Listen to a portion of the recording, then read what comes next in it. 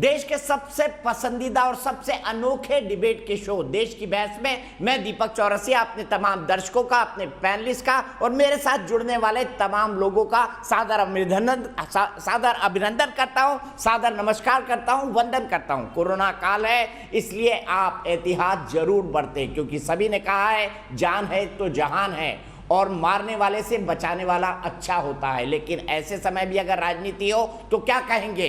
क्या कोरोना काल में भी राजनीति हो रही है, वो भी विशुद्ध राजनीतिक मुद्दों पर? इसी से जुड़ा हुआ हमारा आज का सवाल था और वो था एक नए कानून को लेकर जिसे CAA NRC कानून कहा गया। CAA NRC अभी नहीं आया है, CAA कानून जिसको लेकर मामला सुप्रीम कोर्ट में है। लेकिन अब सरकार ने जब कहा है कि वो 5 राज्यों में रहने वाले गैर मुस्लिम शरणार्थियों को नागरिकता देगी, तो इस पर फिर विवाद हो गया है। इसीलिए हमने सवाल पूछा था CAA पर नए सिरे से राजनीति किसकी। इसे 60% लोगों ने वोट देकर देश की बहस का मुद्दा बनाना चाहा है। सबसे बड़ा सवाल IUML इंडियन यूनियन मुस्लिम लीग, जो कि केरल की एक पार्टी है, धर्म पर आधारित पार्टी है, उसने सुप्रीम कोर्ट मूव किया है। सरकार ने कुछ राज्यों में रह रहे शरणार्थियों से ये कहा था कि आप अपने दस्तावेज जमा करिए, हम आपको नए कानूनों के हिसाब से नागरिकता देने के लिए तैयार हैं। हालांकि CAA पर अभी कुछ काम होना बाकी है, लेकिन सरकार ने लोगों से अपने दस्तावेज मांग लिए थे।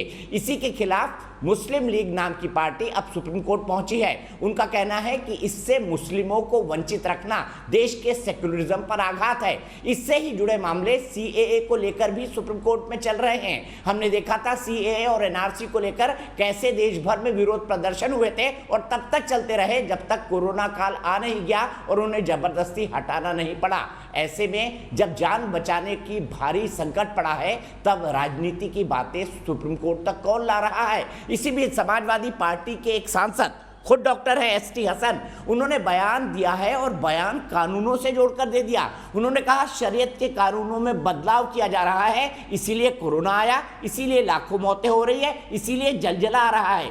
क्या बेतुका बयान है? क्या इस बयान के पीछे कोई तर्क हो सकता है? और क्या कोई पढ़ा लिखा डॉक्टर इस तरह का बयान दे सकता है? आज इसी पर चर्चा होगी, लेकिन पहले देखिए आज का अपडेट। पाकिस्तान, अफगानिस्तान, बांग्लादेश से आए गैर मुस्लिम शरणार्थियों को लेकर इंडियन यूनियन मुस्लिम लीग ने सुप्रीम कोर्ट में केंद्र सरकार के नोटिफिकेशन के खिलाफ याचिका दाखिल कर आदेश पर रोक लगाने की मांग की है। साथ ही दावा किया है कि बैकडोर से CAA को लाने की कोशिश हो रही है। This act can be implemented only after making the law rule. So they have taken another kind of wrong method in implementing that act through a different route. केंद्र सरकार ये साफ कर चुकी है कि इस नई अधिसूचना का 2019 में पारित नागरिकता संशोधन कानून से कोई सीधा वास्ता नहीं है। उस कानून के तो अभी नियम भी तैयार नहीं हुए हैं। 28 मई को केंद्र सरकार ने गैर मुस्लिम शरणार्थियों को नागरिकता प्रदान करने के लिए सिटीजनशिप एक्ट 1955 के तहत नोटिफिकेशन जारी किया, लेकिन मुस्लिम लीग को ये बात नागवार गुजर रही है। मुस्लिम लीग तो यही चाहेगी कि भारत के जो मूल भारतीय हैं वो पाकिस्तान, अफगानिस्तान, बांग्लादेश में जो परसिक्यूटेड जिन अल्पसंख्यकों का लगातार उत्पीड़न किया है धर्म के आधार पर, उनको भारत शरण न दे। एक और CAA पर मजहबी दलीलों का दौर फिर शुरू हुआ तो उधर मुरादाबाद से समाजवादी पार्टी सांसद डॉक्टर ST हसन ने कोरोना को शरीयत से जोड़कर बेतुका बयान दे डाला। चाहे ऐसे कानून बना दिए गए हों जिसमें शरीयत के अंदर मदाखलतें हुई हों, ये जो नाइंसाफियाँ हुई हैं उसकी एवज में आपने देखा कि हमारे देश के अंदर आसमानी आफतें कितनी आ रही हैं। 10-10 दिन में 2-2 तूफान आ गए। हमने देखा है कि कोरोना के अंदर गरीब आदमी का क्या हशर हुआ है। देश की बहस में चर्चा है कि मजहब का कार्ड खेलने का मौका सेकुलर खेमे को जब भी मिलता है तो उसके नेता बेतुके बयान देने से भी बाज नहीं आते। सवाल ये भी है कि क्या CAA पर नए सिरे से राजनीति को भुनाने की कोशिश सेकुलर खेमा कर रहा है? सुना आपने, जलजला इसलिए आया, कोरोना इसलिए आया कि शरीयत के हिसाब के कानून बदलेगा, ये कह रहे हैं एक पढ़े लिखे सांसद। वो सांसद जो पश्चिमी उत्तर प्रदेश से आते हैं, मेरी जहाँ तक जानकारी है वो खुद एएमयू से पढ़े हुए हैं और खुद MBBS MS डॉक्टर हैं। कोई ऐसी गैर साइंटिफिक बात कर सकता है? और दूसरी बात, सरकार साफ कर रही है कि CAA पर अभी नियम कानून नहीं बने हैं, लेकिन अभी सरकार ने जो नोटिफिकेशन निकाला है वो पुराने नियम कानूनों के आधार पर निकाला है, जिसमें भारत ने साफ किया है कि जिन नागरिकों को प्रताड़ना मिली है अफगानिस्तान, बांग्लादेश, पाकिस्तान में, उनको यहाँ पर रखा जाए। अब सवाल ये है कि क्या सेक्युलर खेमा मजहब कार्ड खेल रहा है? ये कहना कि शरीयत के कानूनों को बदल दिया गया, इसलिए जलजला आ गया, इसलिए कोरोना आ गया, इसलिए लाखों लोग मर गए, और ये सब बीजेपी सरकार ने किया। कई सारे और मुद्दे हैं। ग्राफिक्स में आप देखेंगे कि किन किन मुद्दों पर इन सेक्युलर लोगों को ऑब्जेक्शन है, चाहे वो 370 का हो, चाहे वो अयोध्या में राम मंदिर का हो, चाहे वो 3 तलाक का हो। इसी व्यापक परिप्रेक्ष्य में बात होगी। अब क्या वो शरणार्थी जो भारत में रह रहे हैं, जो सताए हुए हैं, पीड़ित हैं, क्या उनको नागरिकता नहीं मिलनी चाहिए इस देश में? क्या उन्हें रहने और जीने का हक नहीं है? और अगर मुसलमानों को एंट्री दी जाए तो फिर रोहिंग्याओं का क्या होगा जो इस देश में आतंकवाद करते हैं? ये तमाम सवाल डिस्कशन में होंगे। सीधे इंट्रोड्यूस करता हूं अपने बड़े पैनल को। मेरे साथ जाने माने मुस्लिम स्कॉलर और पत्रकार तारिक फतेह साहब कनाडा से जुड़ चुके हैं। मेरे साथ संघ विचारक और प्रोफेसर अवनिजेश अवस्थी साहब दिल्ली से जुड़ चुके हैं। मेरे साथ तहसीन पूनावाला कांग्रेस के समर्थक और एक पॉलिटिकल एनालिस्ट जुड़ चुके हैं। वो खुद मेरे ख्याल से CAA की पिटिशन जो सुप्रीम कोर्ट के अंदर चल रही है उसके अंदर पिटिशनर हैं। मेरे साथ वकार भट्टी साहब थोड़ी देर में जुड़ेंगे, मेरे ख्याल से जुड़ चुके हैं वकार भट्टी साहब। मेरे साथ एहतेशाम हाशमी भाई भी मौजूद हैं और मेरे साथ दिखाई दे रहे हैं डॉक्टर ST हसन। डॉक्टर साहब, मैं गलत नहीं हूं तो आप AMU से डॉक्टरी करे हुए हैं, MBBS और MS?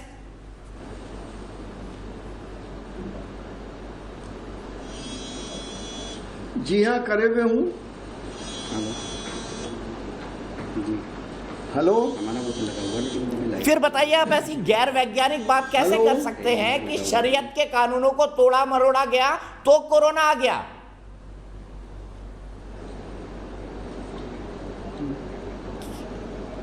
दीपक भाई, मैं आपको 20 साल से जानता हूँ, बड़ा सम्मान करता हूँ, लेकिन 20 साल वाला दीपक चौरसिया आज नजर नहीं आता। मैंने अगर शरीयत की बात कही है तो मैंने ये नहीं कहा कि देश पे शरीयत का कानून लागू कर दो। मैंने ये कहा है कि शरीयत हो, चाहे हिंदू धर्म के कानून हो, चाहे सिख धर्म के कानून हो, ये हमारे पर्सनल मैटर हैं, इसमें इंटरफियरेंस नहीं होना चाहिए सरकार का। और मैंने जो बात आपने इसमें छुपा दी, जो मैंने कहा है कि नाइंसाफी जब इंसानों के साथ होती है और जब जुल्म बढ़ता है तो उस वक्त ऊपर वाले की रहमतें हमारे ऊपर नहीं आती और ऊपर वाला कहीं ना कहीं आपदा में हमें डाल देता है। मैं आपसे जो दीपक भाई ये पूछना चाहता हूँ कि क्या इंसान तो इंसान, हमारे देश में लाशों के साथ इंसाफ हो रहा है? इंसान की बात छोड़िए, क्या जिनकी मॉब लिंचिंग हुई, चाहे वो हिंदू हो मुसलमान हो, क्या उनके साथ इंसाफ हुआ?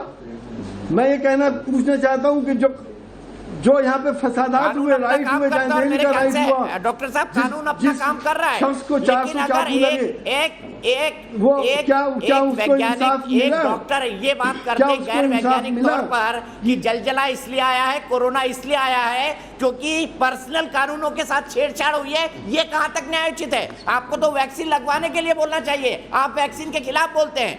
पीछे से सही कर दो, पीछे से सही कर दो। बिल्कुल, वो भी मैंने बोला, हम खिलाफ नहीं बोलते। मेरे एक बच्चे ने वैक्सीन लगवाई है, उसके लिए भी मैंने सोशल मीडिया में मोटिवेट किया सारे लोगों को।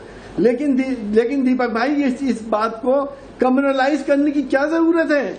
मैंने अगर ये बोला कि इंसाफ होना चाहिए, इंसाफ का राज होना चाहिए, कानून का राज होना चाहिए, देश हमारा कानून से चले, लेकिन नाइंसाफी ना हो। मैं आपसे जानना चाह रहा हूँ, इतना कौन सा जुल्म हो गया 7 सालों में? इतना कौन सा जुल्म हो गया कि कोरोना आ गया, वो वायरस जो चाइना से आया है? मैं आपको ये जानना, मुझे बता दीजिए ना, इतना कौन सा जुल्म हो गया जो एक कोरोना नाम की आफत पूरी दुनिया में आ गई? जुल्म भारत के अंदर हुआ, जुल्म बीजेपी सरकार ने किया और आफत अमेरिका से लेकर पूरी दुनिया में आ गई।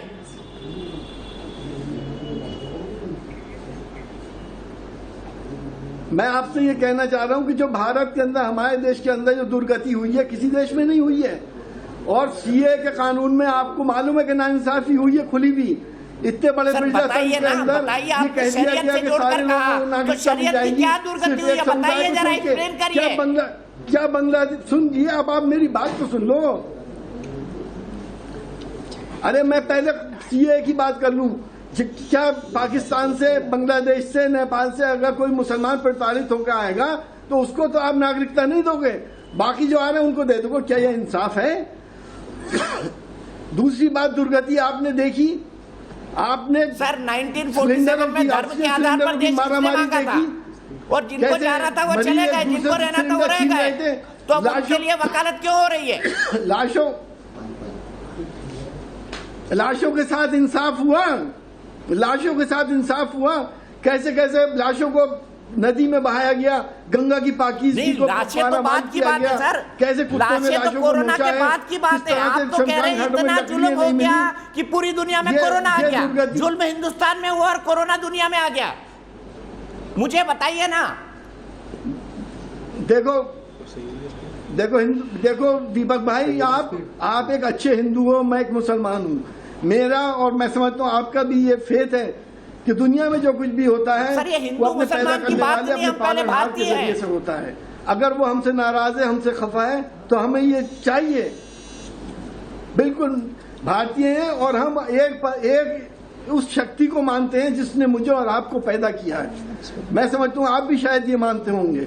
वो अलग नहीं है, वो किसी के साथ नाइंसाफी बर्दाश्त नहीं करता। दुनिया में हर चीज उसकी मर्जी से होती है। तो मैं एक साइंटिफिक आदमी, आप मुझे बता रहे हैं, मैं हूं भी और मैं डॉक्टर हूं, सर्जन हूं। जब मैं सीरियस ऑपरेशन करता हूं तो मरीजों का अटेंडेंट से कहता हूं कि मैं कोशिश कर रहा हूं, तो ऊपर वाले से दुआ करोगे ठीक हो जाए। क्यों कहता हूं मैं? क्योंकि फेथ है हमारे। अब आप इसको हिंदू मुसलमान में बांट दो या इसको कोई और शरीयत का रंग दे दो, ये बिल्कुल गलत है, बिल्कुल नाजायज है। नहीं, आप ही ने कहा शरीयत के कानून में छेड़छाड़ हुई है, मैंने तो कहा नहीं। ऐसे कानून बने जो जुल्म करने वाले थे। आपने अभी सीए का जिक्र कर दिया, थोड़ी देर में आप अयोध्या की बात बोल देंगे। राजनीतिक तकरीर है ये तो। आप मुझे बताइए, जुल्म भारत में हुआ, चलिए शरीयत हटा देता हूं, जुल्म भारत में हुआ, बीजेपी सरकार ने किया आपके हिसाब से। मुझे ये बताइए, फिर पूरी बवाद दुनिया में क्यों आ गई? पूरा दुनिया कोरोना से क्यों पीड़ित हो गया?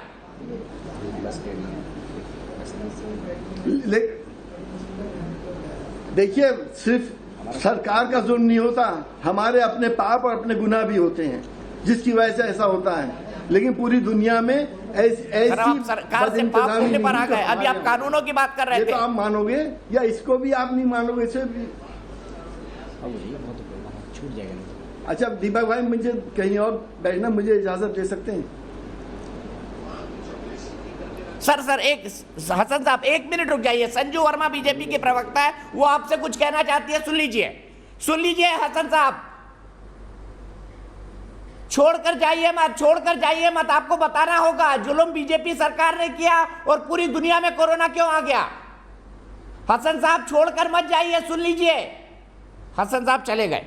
मैं सबसे पहले संजू वर्मा जी आपके पास आऊंगा। आपने इतने जुल्म किए कि भगवान को कोरोना देना पड़ा पूरी दुनिया में।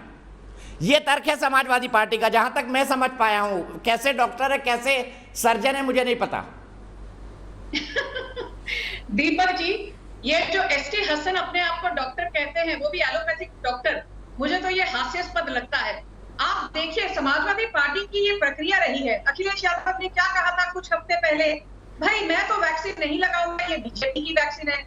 अभी जैसे उनके नेताओं ने भाषण दिया, वैसे उनके नीचे के लोग भाषणबाजी में लगे हुए हैं। एसटी हसन ने तो यहाँ तक कह दिया है कि मोदी सरकार ने शरीयत और कुरान में छेड़छाड़ करने की कोशिश की, इसलिए हमारे ऊपर कोरोना महामारी का जुल्म हमको आज सहना पड़ रहा है। खैर, बात अभी बड़ी संगीन है और बिना ज्यादा समय लेते हुए मैं कुछ कहना चाहती हूँ। एसटी हसन जैसे लोग, मैं सोचती हूँ कि कई ऐसे मुसलमान हैं भारत में जो बहुत प्रोग्रेसिव हैं, बहुत मॉडर्न माइंडसेट के हैं, बहुत एजुकेटेड हैं। तो मैं सभी मुसलमानों के बारे में ये नहीं कहूंगी, पर एसटी हसन अपने मुसलमान भाइयों के साथ नाइंसाफी करते हैं, अपनी बिरादरी के साथ नाइंसाफी करते हैं जब वे ऐसी बेबुनियादी टिप्पणियां करते हैं। आपको याद होगा दीपक जी कि एसटी हसन जैसे लोग, इनको हर चीज में धर्म दिखता है। अभी नागरिकता संशोधन में इन्होंने धर्म के एंगल को ले आए। लोग जब अनुच्छेद 370 और अनुच्छेद 35A को हटाया गया था 2019 2019 में मोदी सरकार ने, तब भी उन्होंने कहा भाई आपने अनुच्छेद 370 इसलिए हटाया क्योंकि आप मुस्लिम इंटरेस्ट को कॉम्प्रोमाइज करना चाहते हो।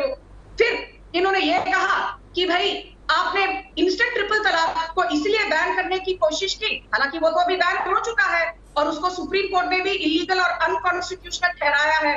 तब एसटी हसन जैसे लोगों ने क्या बयानबाजी की, भाई ये तो हमारा निजी मामला है, हम ट्रिपल तलाक दे, हम इंस्टेंट ट्रिपल तलाक दे या हमारे पास हम 10 बीवियां रखे, आपको इससे क्या लेना देना। भाई जो सबसे बड़ी मुस्लिम कंट्रीज है वहां पर भी ट्रिपल तलाक, इंस्टेंट ट्रिपल तलाक पाकिस्तान जैसे नेशंस में भी बैन हुआ है। और सोचिए दीपक जी कि हमारे यहाँ ऑल इंडिया मुस्लिम लीग जो अपने आप को मुसलमानों का कर्ता धर्ता मानती है, ये सिर्फ एक एनजीओ है। 1973 में संजू वर्मा जी, बहुत वक्त है हमारे पास डिबेट में,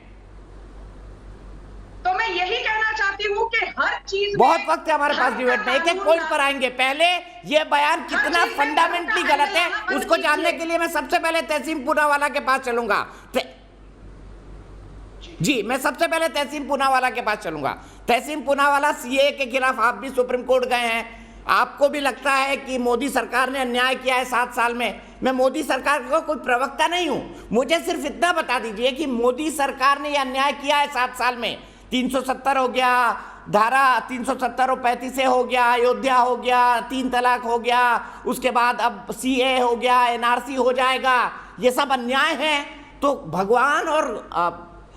भगवान और प्रॉफेट मोहम्मद इतने नाराज हो गए, उसमें जीसस क्राइस्ट भी शामिल हो गए। माफ कीजिएगा, किसी से बेअदबी मेरे मतलब नहीं है कि पूरी दुनिया में जलजला आ गया, पूरी दुनिया में कोरोना आ गया।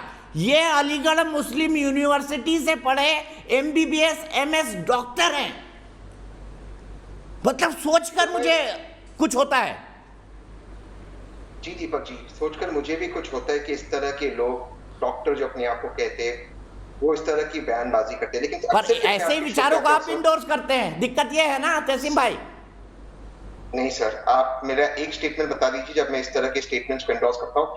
इनफैक्ट लगातार आपके शो से, नवंबर से मैं आपके शो पे लगातार कह रहा हूँ कि सेकंड वेव आएगा, जबकि इन फंडामेंटलिस्ट ने, चाहे बीजेपी के फंडामेंटलिस्ट हो या इन फंडामेंटलिस्ट ने, आपके शो पे मेरा मजाक उड़ाया, मुझे देशद्रोही कहा है सर आपके शो पर। मैं नवंबर दिसंबर के आप क्लिप्स निकाल दीजिए, फरवरी के, मैं कह रहा था कि कोरोना का सेकंड वेव आने वाला है, लेकिन अनसाइंटिफिक बातें डॉक्टर साहब और जो बाबा आपके शो पे, जो बाबा आपके चैनल पे जो बाबा दिखते हैं, इन दोनों ने अनसाइंटिफिक बातें की। और ये क्यों होता है सर? मैं अक्सर आपके शो पे ये बात बोलता हूँ, अगर एक गोलवलकर था तो एक जिन्ना था, अगर एक आरएसएस है तो एक ओवैसी है, ये दोनों एक ही सिक्के के 2 पहलू है।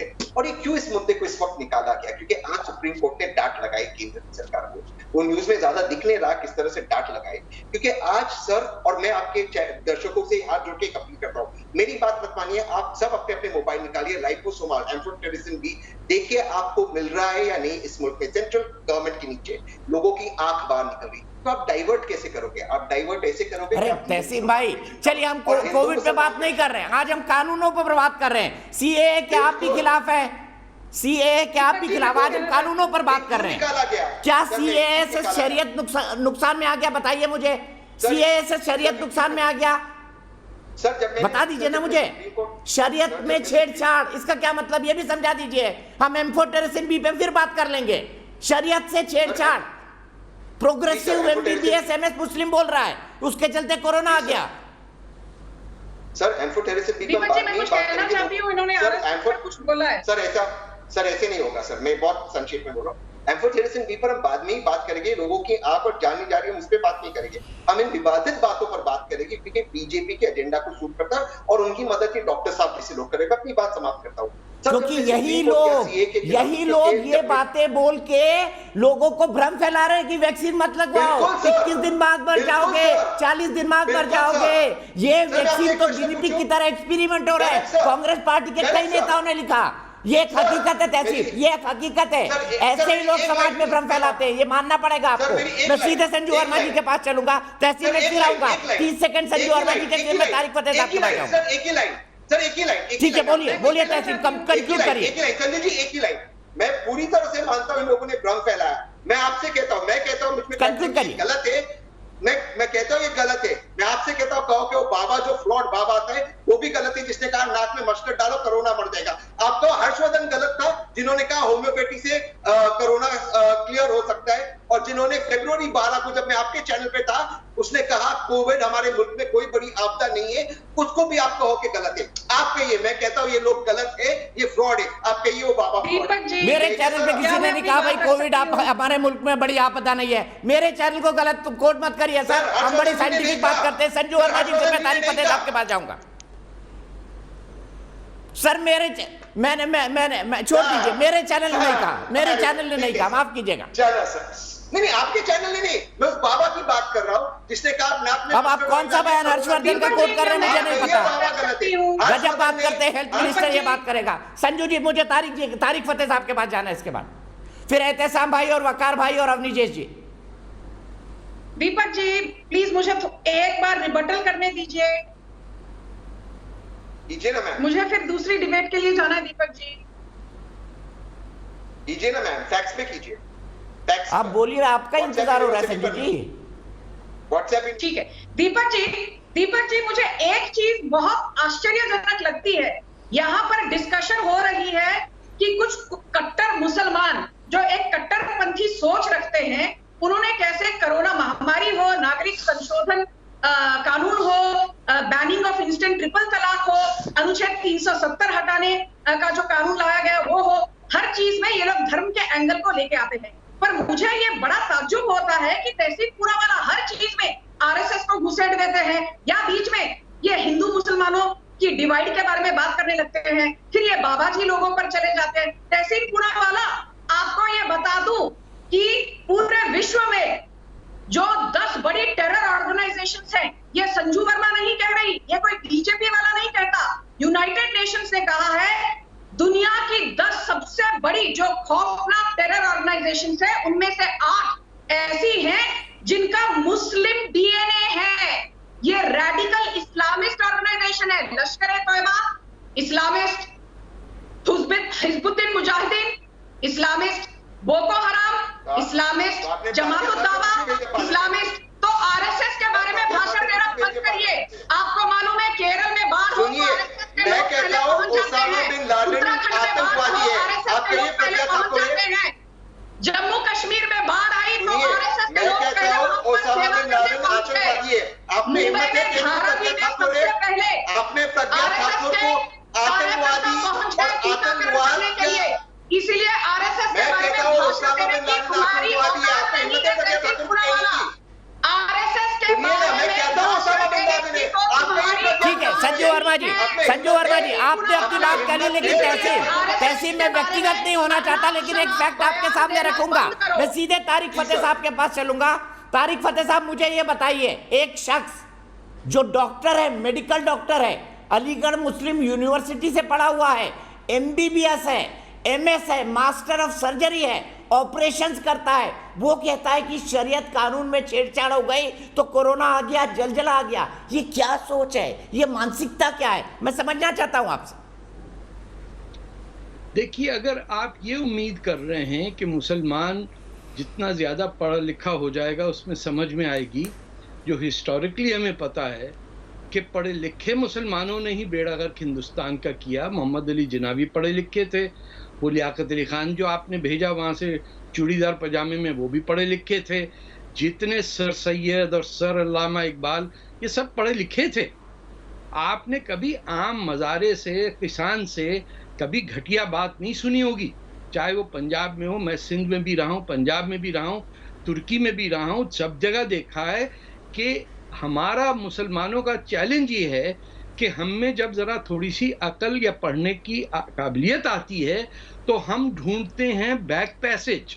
हम 21वीं सदी से 12वीं सदी को जोड़ना चाहते हैं और उसमें जादूगरी तक की बात करने लग जाते हैं कि अल्लाह ताला ने ये किया। अरे भाई, अल्लाह ताला और भगवान ये सबको, और दुनिया में गुर्बत हटाने से फुर्सत नहीं है कि वो पेरू के अंदर तबाही मचा दी। साउथ अमेरिका में जो हालत है इस वक्त, आप कोई नहीं है कि the world's highest rate of destruction and death is in Latin America, Ecuador, यहाँ वियतनाम में देखिए क्या हो रहा। ये सब क्या अगर अल्लाह ताला और भगवान जी इतने ही बड़े उनके पास पावर है तो भैया जादू करके ठीक कर दें। मैं तो स्ट्रेट फॉरवर्ड बात कर रहा हूं। बच्चों को कहते रहते हैं कि सब कुछ उसके हाथ में, और वो बच्चे फिर देखते हैं सड़क के ऊपर के भीख मांग रहे हैं, even in a country like United states या कनाडा। गुर्बत को हमने आंख हटा दी, बोले वो तो अल्लाह पता नहीं किस जन्म में सजा मिल रहा है। ये सियासत से धर्म को अगर आपने नहीं उठाया, हटाया, अलग किया, और जिक्र नहीं करना चाहिए आपको कि ये शरीयत का कानून। अरे किस शरीयत की बात कर रहे हैं? सारी शरीयत झूठी लिखी 200 साल बाद कुरान आने के। जिसने जिसकी ऐसी तैसी करनी थी उसने एक हदीस लिख दी और कहा ये तो प्रॉफिट मोहम्मद करते थे, हम भी यही करेंगे। आप ये कह रहे हैं आधे से ज्यादा मुसलमान दूसरे मुसलमान को मार रहा। सीरिया के अंदर 5 लाख मुसलमान मार दिए। इस्माइलियों के साथ क्या हो रहा है, शियों के साथ क्या हो रहा है। यमन के अंदर 2 लाख आदमी मर गया। वो एक ही अल्लाह मियां ऊपर बैठे हुए, वो उनका कुछ नहीं कर रहे हैं। उन्होंने कहा नहीं, यहां तो सब मुसलमानों को मरने दो, चलो दिल्ली के अंदर बॉडीज गिरा देते हैं कुछ 2-4। इंतहा हो गई जहालत की। चाहे वो हिंदू कोई सोच से अपनी इलाज कराए या मुसलमान सोच से कराए या सिख सोच से कराए, जब तक आपको एक साइंटिफिक ठीक है एटीट्यूड नहीं आएगा जहन में। और मुझे दुख ये है कि हम मुसलमान जो हैं, बाकी को तो छोड़ें, उनको पहला मौका आता है पढ़े लिखे होने का तो वो और जाहिल हो जाते हैं। वरना मुझे आज तक अनपढ़ मुसलमान नहीं मिला जिसके दिल में इतनी क्या नफरत ये हो कि वो पढ़े उसको लिखे उसको मुसलमानों कतल की जहालत है? वकार भट्टी जी बताइए, आप भी मुझे पढ़े लिखे हुए मुसलमान लगते हैं। तारिक फतेह साहब ने 2 टूक बात कही कि जितना ज्यादा पढ़ लिख जाते हैं उतना बेड़ा कर करते हैं। दीपक चौरसिया साहब, मेहरबानी से पहले तो गुजारिश करता हूं कि कोई बीच में टोकेगा नहीं। तारिक फतेह साहब का जवाब मैं जरूर दूंगा। पहली बात, तारिक फतेह साहब मुसलमानों के स्कॉलर नहीं, इस्लाम के स्कॉलर नहीं हैं, जाहिलू के स्कॉलर जरूर हैं। क्लियर कर देता हूं। दूसरी बात, तारिक फतेह साहब ने माफ कीजिएगा, मेरे गेस्ट हैं, सुनिए, मेरे गेस्ट हैं, मेरे इस्लाम को टारगेट सुनिए, बात सुनिए। जहालत की बात उन्होंने करी है, एसटी हसन ने करी, बता दीजिए मुझे। जहालत की बात किसने करी? कहां से आ गया? समाजवादी पार्टी के सांसद ने करी या तारिक साहब ने करी? बता दीजिए। दीपक भाई सुनिए, मैं इसको बता देता हूँ ना, मैं इस्लाम से ही इसको जवाब दे देता हूँ। अभी तक तारिक फतेह को नहीं दिया, बता देता हूँ। चुप करो तो बता देता हूँ। पहली बात, मैं कुरान, मैं हदीस से नहीं बताऊंगा, मैं कुरान से बताऊंगा। क्या बताएंगे? अल्लाह ताला कुरान में फरमाता है, पहले बात सुनिए मिस्टर तारिक फतेह, जाहिलू की तरह बीच में मत टोकिए। मैंने नहीं टोका आपको, सुनिए मेरी बात। पहली बात, तारिक फतेह जाहिलू के स्कॉलर, मेरी बात सुन, बीच में मत टोक। हटाया गया है बुड्ढे तू, मेरी बात सुन ले पहली बात। वकार साहब मेरे मुअज़्ज़िज़ मेहमान हैं, मैं आपके ऑडियो को काटूंगा। प्रोटेस्ट में मैं आपके ऑडियो को काटूंगा। मेरे मेहमान के लिए इन शब्दों का इस्तेमाल नहीं कर सकते आप, माफ कीजिएगा। यह आपकी जहालत को भी दिखाता है। ये इनकी मस्जिद में एक आपके सांसद साहब थे समाजवादी पार्टी वाले, एक आप हैं, दोनों में कोई अंतर है क्या? इसने हदीस को कैसे किया? इसने हदीस को टारगेट कैसे किया? ये इस्लाम को बंदा टारगेट कर रहा है और आप सुन रहे हैं। आप इसको टारगेट क्या कर रहा हूं? ये गलत नहीं है। कौन मार रहा है यमन के अंदर? कौन मार रहा है मुसलमानों को यमन में? जब दुनिया में तुमने कहा दुनिया में जुल्म बढ़ेगा, जब दुनिया में गुनाह बढ़ेगा, मैं ऐसी वबा लाऊंगा, मैं ऐसी बीमारियों को लाऊंगा, मैं ऐसे जलजले लाऊंगा। ये ऊपर वाले ने भेजी है। अच्छा ठीक है, बढ़ गया, गुनाह बढ़ गया भाई, बड़ा अन्याय हो गया, बड़ा अन्याय हो गया। अमेरिका तक बवा आ गई, अमेरिका तक बवा हो गई। आप वकार भट्टी बच गए। मैं सीधे अवनीशेष अवस्थी साहब के पास जाऊंगा। अवनीशेष अवस्थी साहब, वकार भट्टी और एसटी हसन को सुनने के बाद आपका निचोड़ क्या है, बता दीजिए मुझे आज एक निचोड़ पर पहुंचना है। पढ़े लिखे doctor, MBBS, MS S T Hasan साहब के बारे में बताइए, और वकार भट्टी के बारे में। पहली बात तो ये कि बवा आ गई है दुनिया में, वो कह रहे हैं कि कल IMA जो है वो ST हसन के खिलाफ FIR करेगा और अपनी कार्रवाई करेगा।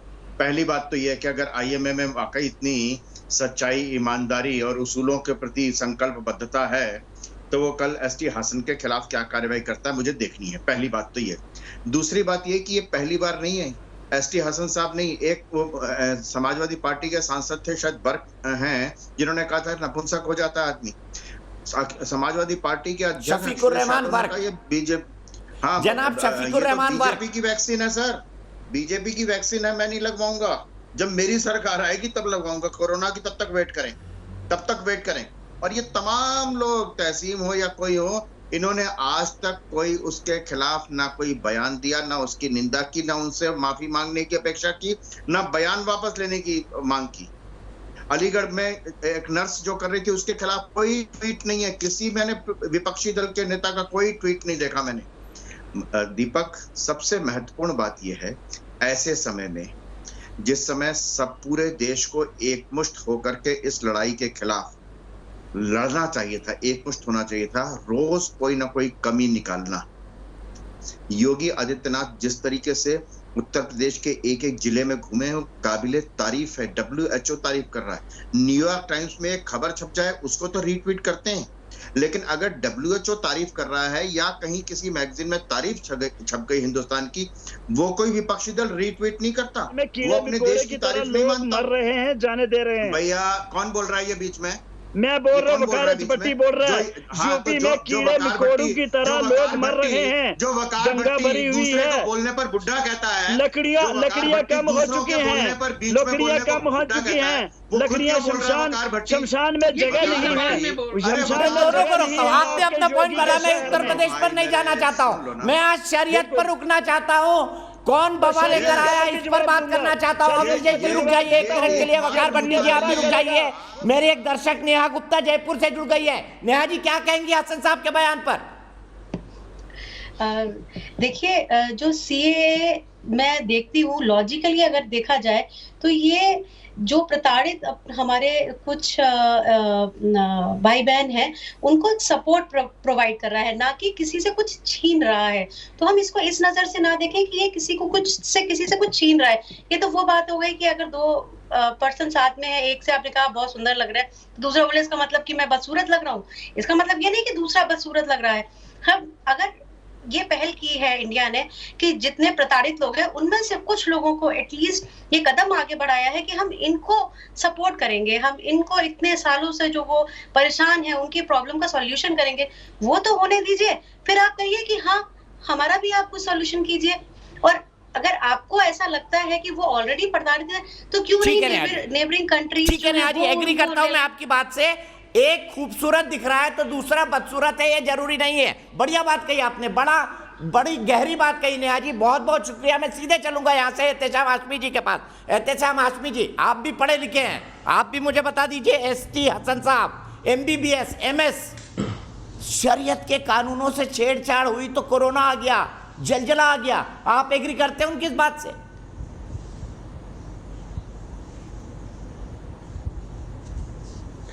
देखिए दीपक भाई साहब, कोई पढ़ा लिखा है, बेवकूफ है या समझदार है, ये डिसाइड करना मेरा काम नहीं है। लेकिन मैं ये मानता हूं कि आप बहुत ज्यादा समझदार हैं। बीजेपी के जितने यहाँ पे पैनलिस्ट बैठे हैं, प्रवक्ता बैठे हैं, बहुत ज्यादा समझदार हैं। सर, अलीगढ़ मुस्लिम यूनिवर्सिटी MBBS MS सर्जन, वो ये बात कह रहा है कि शरीयत के कानून के छेड़छाड़ से कोरोना आ गया है, जलजला आ गया है। जितने प्रवक्ता हैं, दीपक भाई साहब बोलने नहीं देंगे तो मुझे आप भेज दीजिए चैनल से वापस।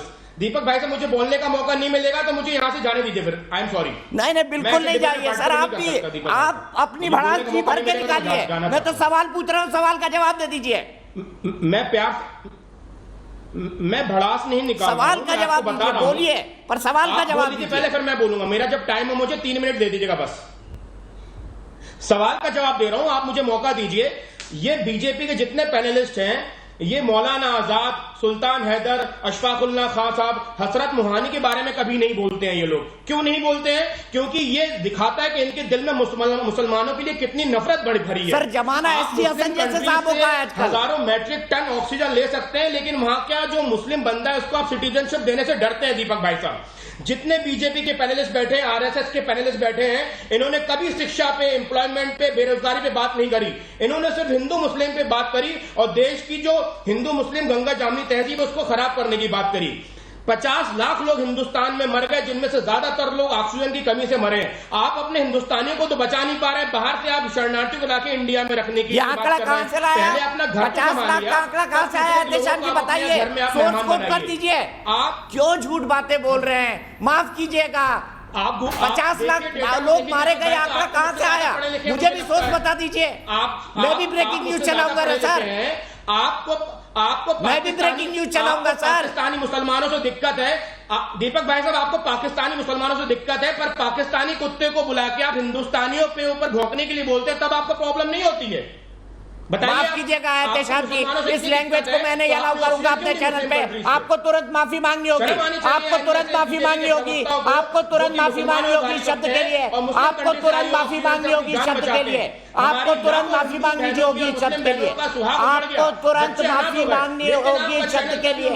तारिक फतेह साहब मेरे मेहमान हैं, आपको तुरंत माफी मांगनी होगी शब्द के लिए। आप अपने आप को सुप्रीम कोर्ट का लॉयर कहते हैं, बाहर में भी ये बात करते हैं क्या? अदालत में भी ये बात करते हैं, अदालत में भी इस शब्द का इस्तेमाल करते हैं? बताइए बताइए मुझे, अदालत में इस शब्द का इस्तेमाल करेंगे किसी माननीय जस्टिस के लिए जो अपने दिल में मुसलमानों के लिए नफरत रखते हैं?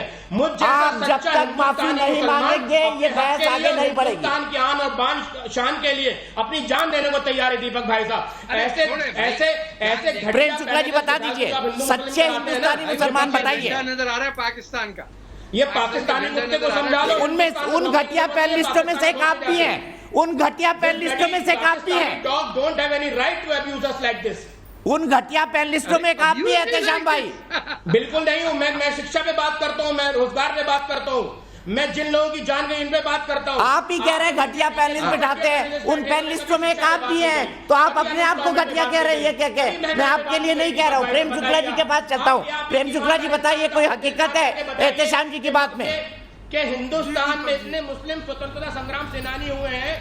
देखिए कुछ लोग इतने अधिक जो है बौखलाए। मैं दिल पे हाथ रख के पूछ रहा हूँ आपसे, 50 लाख का फिगर कहाँ से आया कि हिंदुस्तान में 50 लाख लोग मारे गए? बताइए, दिल पे हाथ रख के पूछ रहा हूँ, आप भी दिल पे हाथ रख के बता दीजिए। 50 लाख का फिगर आया, आप मुझे चैलेंज करो, मैं प्रूव करता हूँ। आप चैलेंज करो मुझे, आप केस फाइल करो कि मैंने गलत स्टेटमेंट दिया, I can prove it on record. Deepak Chaurasia ji छोड़िए सर, अभी आप जाकर चांद और सितारे तोड़ लाएंगे। मैं प्रूव कर सकता हूं जब आप 50 लाख लोगों की जान गई है।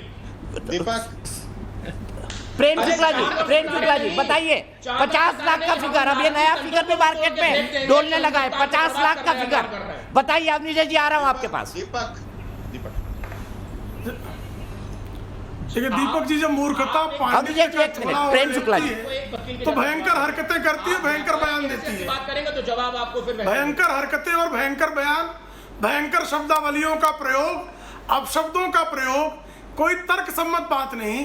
आपके स्वयं को भारत के भारतीयता पर गर्व करने वाले तारिक फतेह जी के विरुद्ध अपशब्दों का प्रयोग कौन लोग कर रहे हैं? जिनको जिन्ना में अपने पूर्वज नजर आते हैं, जिनको जिन्ना में अपने पूर्वज नजर आते हैं, वो कई बार मौलाना आज़ाद की छतरी के तले भी आकर बैठना चाहते हैं और बैठकर वो बातें करना चाहते हैं जिस पर जिन्ना के लोग फिदा हो जाएं। आप कृपा करके बताएं ना कि आपने उनसे जो प्रश्न पूछा, सीटी हसन का जो बयान है उससे वो सहमत है कि असहमत है? कह सकते हैं वो सहमत है या असहमत है, लेकिन वो सहमति और असहमत पर स्पष्टता से अपनी बात रख देंगे तो ये मुस्लिम स्कॉलर कैसे रह जाएंगे साहब? एक अजीबोगरीब इस देश में मुस्लिम स्कॉलरशिप की ब्रीड पैदा हो गई है। ये ब्रीड जो है ना तो इस्लाम को स्वीकारती है सही मायनों में, ना इस्लाम के सही तर्जुमे को, ना कुरान शरीफ के सही तर्जुमे को मानती है। इसने कुछ तर्जुमात पकड़ लिए हैं और उन तर्जुमातों के बल पर जो हमारी बात नहीं मानेगा। और तारिक फतेह साहब ऐसे लोगों की पोल खोलने का सतत प्रयास करते हैं, इसलिए उनके प्राणों का कई बार लेने का प्रयास तक हुआ है। तो अपशब्द बालगालियां बकना ये स्वस्थ और लोकतांत्रिक समाज का लक्षण नहीं है। ये लक्षण है जहालत का, ये लक्षण है अतार्किकता का, ये लक्षण है असंवैधानिकता का, ये लक्षण है अलोकतांत्रिकता का। और वो सामने आपके प्रकट हो रहा है। एक तरफ तर्कसम्मत बातें हैं, अगर तर्कसम्मत आप जो सनातन क्या है? सनातन यह है कि जो विज्ञान संप्रत विज्ञान सम्मत जो नीतियां हैं उनका अनुसरण करना। अगर विज्ञान ने कह दिया कि और सिद्ध कर दिया कि पृथ्वी जो है वो सूर्य की परिक्रमा करती है, तो आप इस बार पर अड़ मत जाइए कि नहीं साहब, अब तो हमारे धर्म ग्रंथ ने कह दिया है कि सूर्य जो है पृथ्वी की परिक्रमा करता है, तो अब सूर्य को, अरे भाई आप सौर मंडल को नहीं बदल देंगे ना। विज्ञान को परिवर्तित करने की या तो शक्ति रख लीजिए या अज्ञान को जो है आप परिवर्तित कर लीजिए। अज्ञान से विज्ञान की तरफ आप जाना नहीं चाहते और विज्ञानवादियों पर भी अज्ञान लादना चाहते हैं। ये कोई लोकतांत्रिक प्रक्रिया नहीं हुई। इनको रहने दें जहां हैं ये। जवाब देंगे एहतेशाम जी? मैं दीपक 10 सेकंड मुझे चाहिए। जवाब दे दीजिए ना, क्यों नहीं कह रहे एसटी हसन ने जो कहा सही है गलत है? हाँ या ना में जवाब दे दीजिए। आप बता दीजिए, आप पढ़े लिखे समझदार हैं, सही या गलत? बड़ी सिंपल सी बात है, बता दीजिए ना, उसमें ये राजनीति मत लाइएगा। बताइए एहतेशाम जी, बताइए। हिदायत के लिए बैठे हुए हैं, सोच में आप डिसाइड कर रहे हैं। राजनीति मत लाइएगा, बताइए एहतेशाम जी, बताइए। मैं सीधे अवनीश जी के पास चलता हूँ। अवनीश जी बताइए, शायद टेलीफोन कनेक्शन कटा हुआ है, मैं फिर से जाता हूं उनके पास। अवनीश जी बताइए, आप क्या कहना चाहते थे, मुझे बताइए। क्या जवाब देंगे एसटी हसन साहब सही है या गलत है? एहतेशाम जी। दीपक जी, एसटी हसन साहब के बारे में तो मैंने बता ही दिया, मैंने एसपी सांसद बर्क के बारे में भी बता दिया। ये हाशमी साहब जिसको पाकिस्तानी कुत्ता कह रहे थे, हर पाकिस्तानी व्यक्ति 15 अगस्त 1947 से पहले हिंदुस्तानी था। हर 15 अगस्त हर पाकिस्तानी आज जो है वो 15 अगस्त 1947 से पहले हिंदुस्तानी था, और जिसने अपने मन से विभाजन का स्वीकार नहीं किया वो आज भी हिंदुस्तानी है। ये गाली देने से काम नहीं चलेगा। और वकील साहब सुन लो, अगर मुसलमानों को सीए के अंतर्गत नागरिकता देने की इतनी इच्छा है तो करो पीआईएल कि चीन में 9 लाख मुसलमानों को टोपी नहीं पहनने दी जाती, दाढ़ी नहीं रखने दी जाती, पजामा नहीं पहनने दिया जाता, नमाज नहीं पढ़ने दी जाती, इसलिए चीन के उइगर मुसलमानों को भारत शरणार्थी नागरिकता दे। हिम्मत है तो जितने पीआईएल वाले हैं और जितने ये लोग हैं, एसटी हसन और ये जो हाशमी साहब बैठे हैं, वो पीआईएल दाखिल करें कि सीएए में चीन के खिलाफ बोलने की हिम्मत रखे देश का एक भी विपक्षी दल। मैं चुनौती देता हूं। कभी नहीं कोई गया। ठीक है वकार भट्टी साहब, मुझे ये बताइए, आप इतनी बात करते हैं भारत में चाइना घुस गया, भारत में चाइना घुस गया, अब उइगर मुसलमानों को वहां सुअर का मांस खिलाया जा रहा है। आप सब लोग कोई भी बीजिंग में जाकर या चाइनीज एम्बेसी के सामने प्रदर्शन नहीं करते, ऐसा क्यों? इसका भी जवाब दे दीजिए, इससे भी एक पक्ष का खुलासा हो जाएगा। वकार साहब। दीपक भाई मेरी वॉइस तो आ रही होगी आपके पास? मेरी वॉइस बिल्कुल आ रही है, बिल्कुल आ रही है, बिल्कुल। अभी सुनिए, जहां तक आप चाइना की बात बिल्कुल आ रही है, वकार भाई बोलिए आप प्लीज। बिल्कुल मजम्मत करता हूं, और आपको पता ही है कि अगर आप सोशल मीडिया पे जाएंगे तो मैं कोई ऐसा दिन नहीं है जिस दिन मैं चाइना के खिलाफ नहीं लिखा हूं जो वो मुसलमानों के साथ कर रहा है, चाहे वो किसी के साथ भी करे। मैं जो आपको बात कहना चाहता हूं, जो करना चाहता हूं दीपक भाई, उसको बड़े आराम से सुनिए। मैंने आपको पहले भी कहा है, और तो सर उन शियाओं के लिए भी लिखा करिए ना जिनमें को पाकिस्तान में मारा जा रहा है, उन अहमदियाओं के खिलाफ भी लिखना चाहिए जिनको पाकिस्तान में मारा जा रहा है, उनके सपोर्ट में भी कुछ लिखिए ना। शियाओं अहमदियाओं के सपोर्ट में सीरिया में मुसलमान को क्यों मार रहा है, यमन में क्यों मार रहा है ये भी बता दीजिए, अफगानिस्तान में क्यों मार रहा है ये भी बता दीजिए। दीपक भाई अब सुनेंगे तो तब ना, अब अगर सुनेंगे तो मैं बता दूंगा। मैं कहता हूं दुनिया में कहीं भी मेरे मन में सवाल आया तो पूछ लिया मैंने। जी दुनिया में कोई भी किसी का कत्ल करे, किसी मजलूम को मारेगा, तो वो जो जालिम होगा उसका साथ देने वाला भी जालिम ही होगा। चाहे वो हिंदुस्तान में मुसलमानों का कत्लेआम हो, चाहे वो कश्मीर में मुसलमानों का कत्लेआम हो, चाहे वो यहूद फलस्तीन का कत्लेआम करे, चाहे वो तारक फतेह जैसे लोग आके इस्लाम को बदनाम करने की कोशिश करें, बदनाम करें, चाहे वो मुसलमान शिया को मारे, सुन्नी शिया को मारे, बरेलवी वहाबी को मारे, कहीं भी इंसानियत का कत्ल होगा तो उस इंसानियत के जो कत्लेआम करने वाले जो जालिम है उसके खिलाफ हमेशा खड़ा होना चाहिए। और जहां तक आप बात करते हैं ना कोरोना की, जलजला की, भूकंप की, तो खुदा कहता है जब भी दुनिया में जुल्म होगा, जब भी इंसान को कत्ल करेगा, जब भी इंसानियत की दुश्मन बन जाएगी, तो मैं ऐसा कहर दुनिया पे लाऊंगा, क्योंकि ये इस्लाम तो वो दुनिया क्या इमाम बनी है। जब इमाम हुसैन का गला काटा उस वक्त अल्लाह मियां सो रहे थे क्या? अल्लाह मियां हमेशा जागते। पहले बात मिस्टर तारक फतेह पहले अल्लाह मियां नहीं है। पहले सुनिए मिस्टर तारक सुनिए, तारक फतेह जाहिल इंसान, अल्लाह मियां नहीं है, अल्लाह इंसान नहीं है। पहली बात आपको पता होनी चाहिए। सुनिए तारक सुनिए, अल्लाह मियां नहीं है, पहली बात। अल्लाह सिर्फ तो मैं चुप करेंगे ना, पहली बात सुनिए, मुसलमानों के लिए बना था। कि ना बिल्कुल नहीं बना था, पूरी दुनिया के लिए बना। और सुनिए, अल्लाह ने कुरान पे फरमा दिया है, अल्लाह ने अपनी कलाम में कह दिया है, अल्लाह ने पाक कुरान में फरमा दिया है कि दुनिया मोहम्मद के लिए मैंने बनाई है, या मोहम्मद ना होता तो दुनिया नहीं होती है। और दूसरी बात सुनिए, ऋग्वेद में चौथे श्लोक में, सुनिए मैं ऋग्वेद की बात बता रहा हूँ, मैं ऋग्वेद की बात बता रहा हूँ, मैं रामायण की बात बता रहा हूँ, मैं महाभारत की बात बता रहा हूँ, जहाँ मोहम्मद का जिक्र बताया गया है, आजकल जहाँ मोहम्मद का जिक्र बताया गया है, जहाँ दीन का जिक्र बताया गया है। आप क्या कहते हैं तारिक फतेह? मुझे पता है कि आप नास्तिक हैं, आप किसी धर्म को नहीं मानते। सुनिए मेरी बात, पहले इस्लाम से पहले हिंदुस्तान नहीं था, चंद्रगुप्ता मौर्य नहीं था, चोला डायनेस्टी। मैं कह रहा हूँ दुनिया, मेरी ये जो दुनिया है, ये जमीन है, ये पेड़ है, ये पौधे हैं, ये हवा है, ये हर चीज खुदा नहीं बनाई है ना? आपको भी खुदा नहीं बनाया। और टीवी के आके टीवी के बना के बकवास करते हैं आप। खुदा नहीं सांस दी ना, अभी खुदा सांस छीन ले चली जाएगी।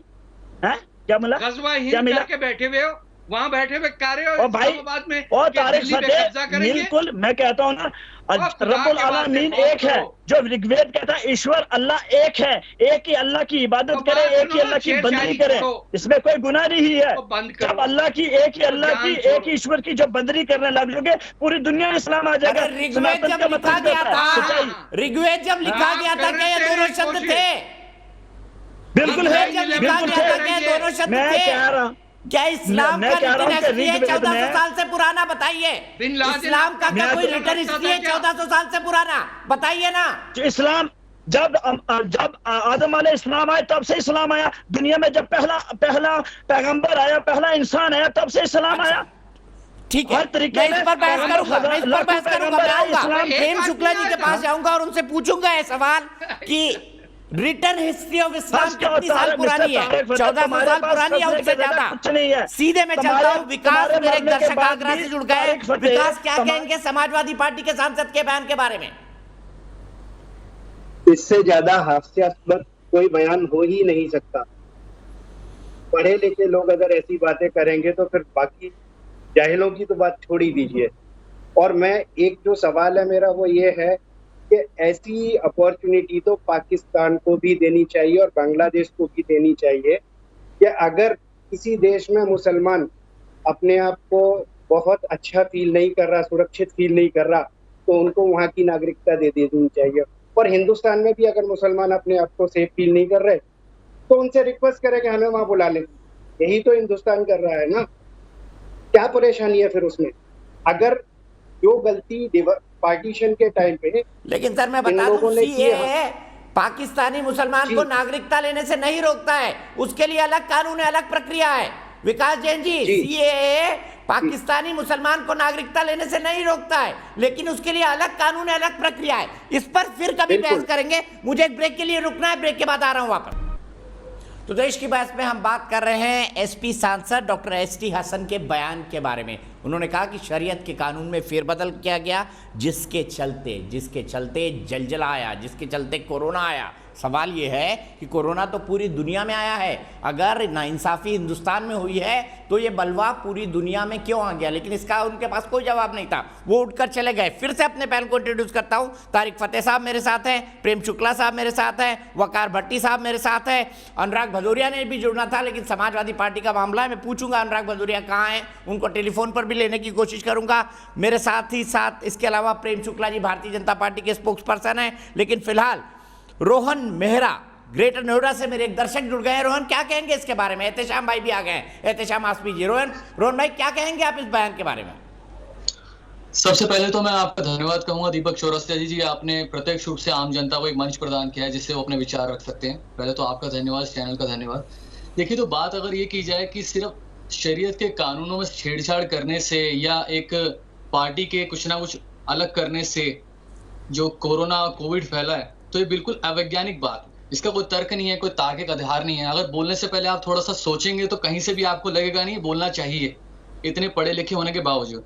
कोविड फैला है एक वायरस से, ये वैज्ञानिक एक बीमारी है, एक इन्फेक्शन फैल रहा है। इसको अगर उसी तरीके से देखेंगे तो उसी तरीके देखना चाहिए। अगर सिर्फ शरीयत के कानूनों से छेड़छाड़ करने से ये हो रहा है तो फिर ये उन जगहों पे भी तो हो रहा है, इस्लामिक कंट्रीज में भी, जहां पर इस कानून का पूरा पालन किया जाता है, तो फिर वहां क्यों हो रहा है? वहां भी नहीं होना चाहिए फिर तो उसको। तो अगर इस तरह से इसको देखेंगे कि सिर्फ हिंदुस्तान को आप कहें कि शरीयत कानून में सही बात बोली रोहन यहाँ आपने। नहीं हो रहा है जी। तो दीपक चौरसिया जी, बस मेरा तो यही कहना है कि इस तरह की बातें ना करी जाए, बिल्कुल बल्कि सही लोगों बात को ये बोली रोहन, समझाया लेकिन जाए मैं कि एक बात बीमारी कहना से चाहूंगा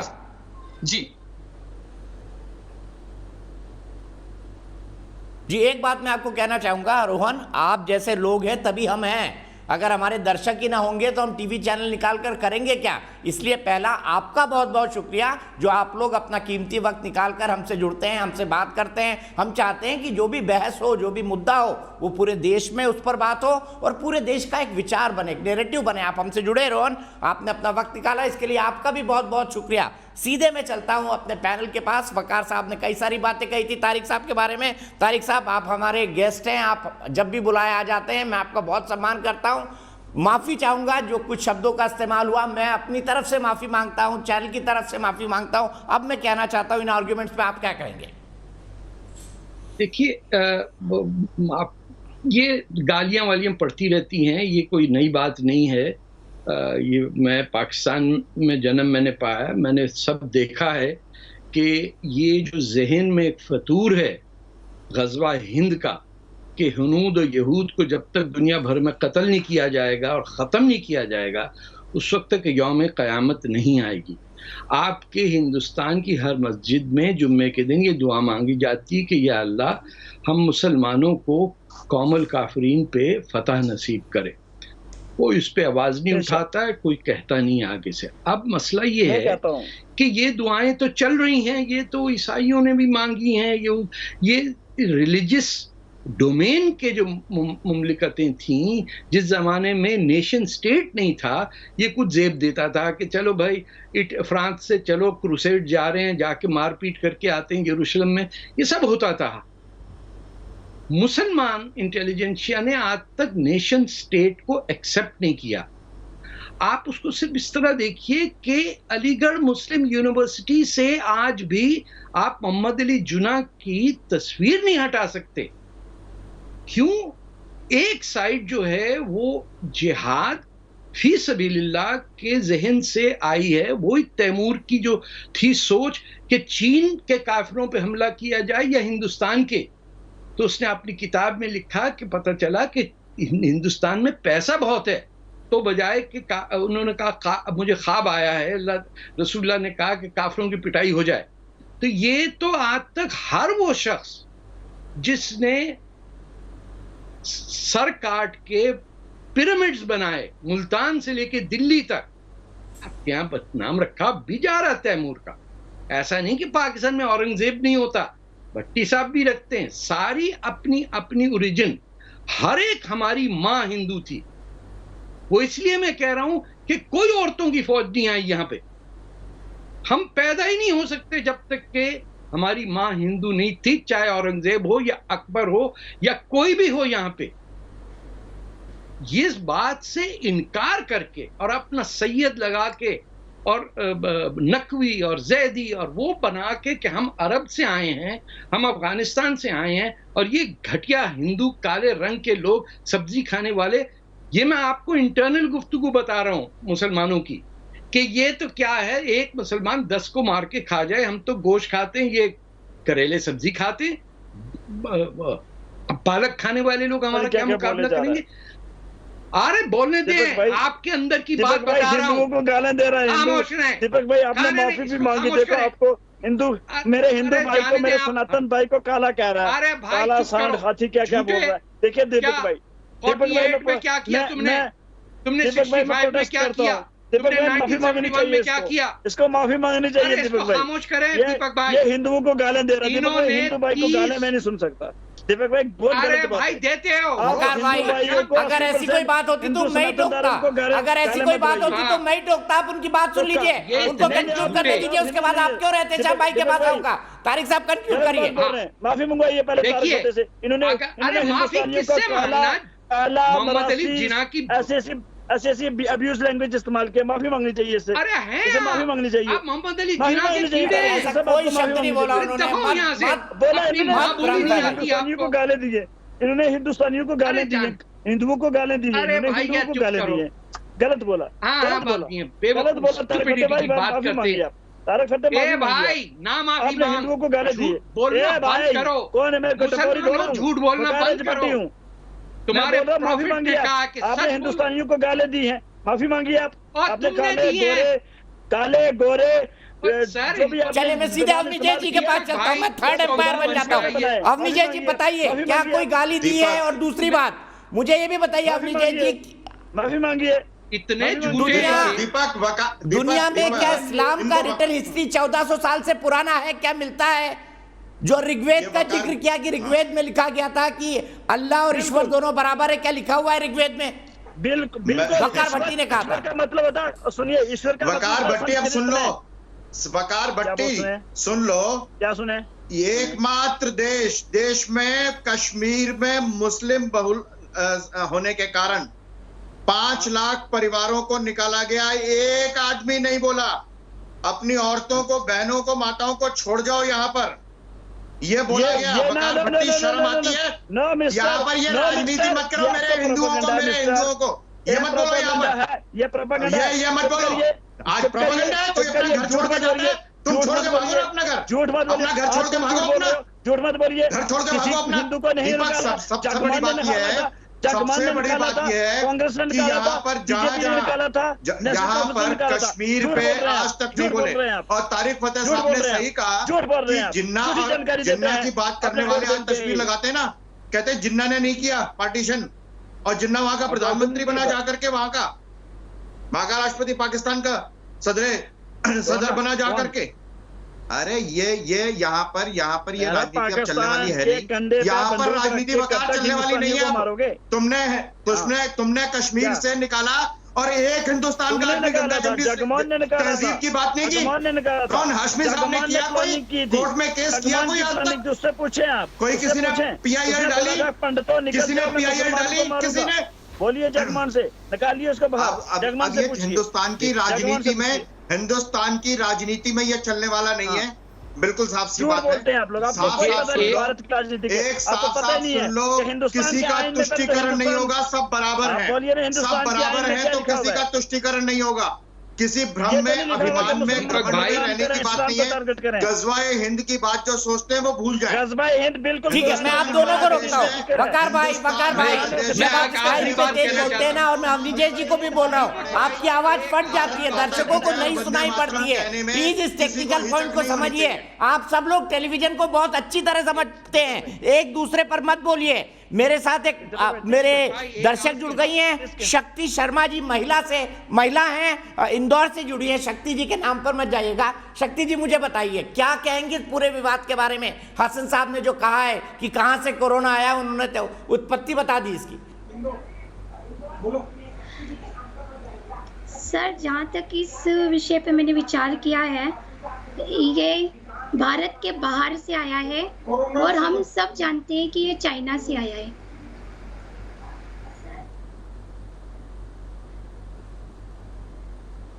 जी बिल्कुल, लेकिन आपको क्या लगता है सांसद साहब समझ क्यों नहीं पा रहे इस बात को? सर सबका अपना अपना नजरिया होता है, सब अपने अपने नजरिए से अपना अपना मत रखते हैं। सबका अपना अपना नजरिया होता है, नजरिए की बात है। और इसी नजरिए की बात को लेकर मैं प्रेम शुक्ला जी के पास चलूंगा। आप मुझे बता सकते हैं डॉक्टर ST हसन का ये नजरिया क्यों है? प्रेम शुक्ला जी, आप तो खुद उत्तर प्रदेश से आते हैं, मूल निवासी भले से आप महाराष्ट्र में रह रहे हो कई सालों से, लेकिन उत्तर प्रदेश की राजनीति को बहुत अच्छी तरह से समझते हैं और पत्रकार रहे हैं। प्रकाश डालिए थोड़ा। देखिए जी देखिए, एक जहालत की राजनीति भी इस देश में चलती रही है, और उस जहालत की राजनीति ने ही इस देश का बंटवारा किया।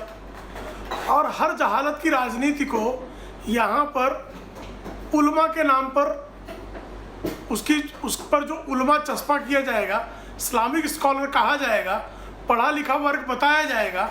और जैसा तारिक फतेह साहब ने भी जिसका शुरू में उदाहरण दिया कि जो मोहम्मद अली जिन्ना होंगे तो पढ़े लिखे व्यक्ति हैं, सोहरावर्दी पढ़े लिखे व्यक्ति ही थे, उनके जितने भी लियाकत अली तो पढ़े लिखे व्यक्ति ही थे, अल्लामा इकबाल तो पढ़े लिखे व्यक्ति ही थे। तो पढ़ाई लिखाई से उनके संस्कारों का कोई लेन देन, उनके संस्कारों में ये गहरे बैठा दिया गया है कि आपको अन्य जातियों और धर्मों के प्रति आपके मन में नफरत का भाव होना चाहिए। अब जब नफरत का भाव जब आपने डाल दिया, आपने कह दिया कि भाई इस्लाम जो है नेशन स्टेट है, ये परिकल्पना लाई ना आपने, और नेशन स्टेट कितने दिन में फेल हो गया।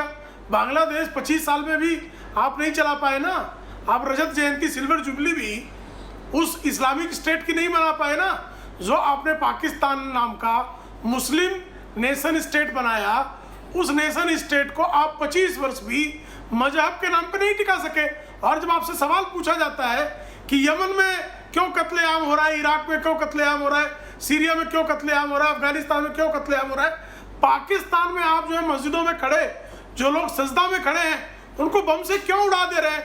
तो आप जो है यहाँ आकर नेशनल टेलीविजन पे ये जनाब जो बैठे हैं आलू जैसी शक्ल लिए हुए जनाब, ये कह रहे हैं कि साहब हिंदुस्तान में कत्लेआम हो रहा है मुसलमानों का। कहाँ हो रहा है हिंदुस्तान में मुसलमानों का कत्लेआम? कब हुआ हिंदुस्तान में? मेरा फेस अपने फेस में देख ले भाई, भाई लेकिन ये अपने और मेरे फेस में देख ले। यमन में 2 लाख लोग मर गए, भारत में कितने मर गए, क्या फिगर है? आलू जैसे जो है ये बातें करते बैठेंगे, दूसरों के लिए आप शब्द बकेंगे, कोई तर्क नहीं ले आएंगे। अरे भाई आपको जब एक जन आएंगे बताएंगे 50 लाख लोग मर गए और हम चुनौती दे रहे हैं। अरे आपके मुंह में जो आएगा आप नेशनल टेलीविजन पे उस पर ऊपर से स्कॉलर लिखा के, अरे मूर्खता को आपने विद्वत्ता मानने के लिए जो मजबूर कर दिया है। भारत के हमारे मीडिया के बंधुओं से भी मेरा आग्रह पूर्वक प्रणाम पूर्वक आग्रह है कि भाई आपने स्कॉलर के लिए कोई कुछ तो कोई मानदंड तो होगा, उसको बेसिक्स की तो नॉलेज होनी चाहिए। इसको बंद करो। आप जो है किसी एहतेशाम भाई है ना मापदंड में बिल्कुल खरे उतरते हैं, सुप्रीम कोर्ट के वकील है एहतेशाम भाई, बोलिए। प्रेम शुक्ला जी कुछ कह रहे हैं आपको? तमीज है इसको बात करने की, तमीज है इसको बात करने की। यहाँ पे लोगों को मूर्ख बोल रहे हैं। एहतेशाम भाई सुप्रीम कोर्ट के वकील हैं प्रेम शुक्ला जी। इंसान शिक्षा पे कभी बात नहीं करेगा, करप्शन पे कभी बात नहीं करेगा। देख लीजिए उनकी जुबान खुली है, ऐसे लग रहा है कि सुप्रीम कोर्ट का कूड़ेदान खुल गया है। ऐसा लग रहा है सुप्रीम कोर्ट के परिसर से बहने वाले किसी भयंकर जो है नापदांस का उसका जो ढक्कन है वो खुल गया है। लोगों के लिए अपशब्द बकना, बात करने की तमीज नहीं और तार्किक ढंग से अच्छे शब्दों में भी लोगों से विमर्श किया जा सकता है। तमीज मुझे आपसे तो नहीं सीखनी है, तमीज नहीं सीखनी है मुझे। मैं तो गंगा जी का पावन जल पीने वाला रिक्वेस्ट कर रहा हूँ, प्लीज रिक्वेस्ट कर रहा हूँ। गंगा जी का पावन जल पीने वाला व्यक्ति हूँ। शर्म आनी चाहिए। मैं अपशब्द नहीं बकता, अपशब्द आपके मुंह में शोभा देते हैं, आपके मुंह में अपशब्द शोभा देते हैं। आप शारीरिक हिंसा, वाचिक हिंसा, सामाजिक हिंसा। चलिए एहतेशाम जी मैं व्यक्तिगत नहीं जाता हूँ, मुझे चलते चलते बता दीजिए हिंदुस्तान में 50 लाख लोग मारे गए, ये फिगर कहाँ से आया? बताइए, सबूत दे दीजिए, इसका सबूत दे दीजिए। हिंदुस्तान में 50 लाख लोग मारे गए, उसका फिगर कहाँ से आया? आपको मैं चैलेंज करता हूं दीपक भाई साहब, मैं आपके चैनल पे वकालत छोड़ दूंगा अगर मेरा फिगर गलत होगा तो, और आप बात अगर गलत हुई तो आप पत्रकारिता छोड़ देना। अगर एक बात को लाते तो कहिए हाँ, हमारी वकालत जो किले लेगा बेचारा। अरे सर ये बताइए ना फिगर आया कहाँ से 50 लाख का? आपने सपना देखा ये 50 लाख लोग मारे गए भारत में, फिगर आया कहाँ से? आप मुझे चैलेंज करिए, आप सर ये फिगर आया कहाँ से? आपने सपना देखा, आपने आकाशवाणी सुनी, भविष्यवाणी सुनी, भगवान का फोन आया आपके पास? मुझे ये बता दीजिए ना सर एहतेशाम भाई, बड़े भाई आप मेरे, मुझे बता दीजिए 50 लाख लोग मारे गए, फिगर कहाँ से आया? दीपक भाई मैं बता दूं दीपक भाई, बीजेपी के नेताओं के नारंगी संतरों को जूते साफ करना बंद करिए। एक पत्रकार की हैसियत से बात करिए, बीजेपी के प्रवक्ता की हैसियत से नहीं। लो सुनिए, सुन लीजिए इनकी भाषा, बताइए। सर मैं तो सवाल पूछ रहा हूँ, मैंने एसटी हसन पे भी सवाल पूछा, उसका भी सीधा जवाब नहीं दिया। अब अगर आपको मुझे मेरे ही कंधे पे रख के मुझे गोली मारनी है मार दीजिए। ना अगर आपको मेरे कंधे पर रख के मुझे गोली मारनी है मार दीजिए, मुझे कोई दिक्कत नहीं है। आपकी खुशी के लिए मैं शहीद हो जाऊंगा। बताइए एहतेशाम भाई। मारने का काम नारंगी संतरे करते हैं, सच्चे हिंदुस्तानी नहीं करते हैं दीपक भाई साहब। 50 लाख लोगों की जान गई है, मैं खुद गवाह हूं, मैं हजारों लोगों। सर नारंगी संतरे खाने की बहुत अच्छी चीजें हैं और कोरोना काल में विटामिन सी खाना चाहिए, अच्छी चीज है। आप भी खाइए, तंदुरुस्त रहेंगे, आप भी खाइए, तंदुरुस्त रहेंगे। अफसोस आज के लिए वक्त मेरे पास इतना ही है, लेकिन चलते चलते मैं बताऊंगा आपने सवाल क्या पूछा था। देखिए मैं सिर्फ चलते चलते इतना कहना चाहूंगा, कई सारे लोग कई सारी बातें कहते हैं, मैं कभी किसी का बुरा नहीं मानता, सिर्फ इसलिए क्योंकि उनको भी कहने का हक है, मुझे भी कहने का हक है, और मुझे वो सवाल उठाने का हक है जो मेरी जनता मुझे कहती है। इसीलिए देश की बहस में किस विषय पर डिस्कशन होगा ये आपसे पूछते हैं, मैं नहीं तय करता। आज हमने सवाल पूछा है आपसे, क्या सेक्युलर खेमा मजहब कार्ड खेल रहा है? हाँ कहना है 92% लोगों का। फिलहाल एक ब्रेक।